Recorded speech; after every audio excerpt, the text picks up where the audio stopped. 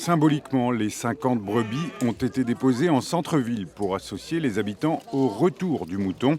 Il avait disparu de la commune à la fin des années 50. L'objectif, c'est qu'il ne s'éclate pas, sinon ça va être une corrida. Les Shropshire sont des petits moutons gallois, rustiques et athlétiques, on peut le voir. Ils vont s'installer à demeure dans les coteaux de Ludre, aujourd'hui sur un terrain communal, demain, pourquoi pas, sur des parcelles privées pour y faire leur travail de moutons. Mais ils sont pas belles quand même. Le rôle des moutons, c'est déjà de nettoyer écologiquement les espaces, qui sont pour certains pas mal enfrichés.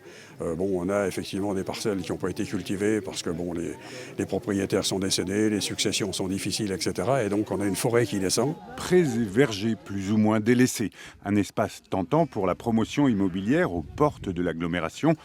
L'association qui a combattu le plan local d'urbanisme, il était question de 500 pavillons, n'entend pas laisser les coteaux en friche, mais en faire un espace vivant, y compris agricole. Il ne s'agit pas de faire un Disneyland ou un ludoparc, pas du tout, quoi.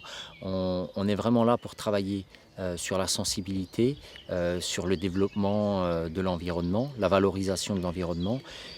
On le fait également en relation avec les écoles. On emmène toutes les écoles pour faire des actions pédagogiques, pour leur faire découvrir le milieu, respecter le milieu.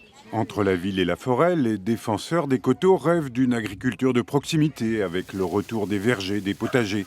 Quant aux moutons du Pays de Galles, il paraît que leur viande est excellente.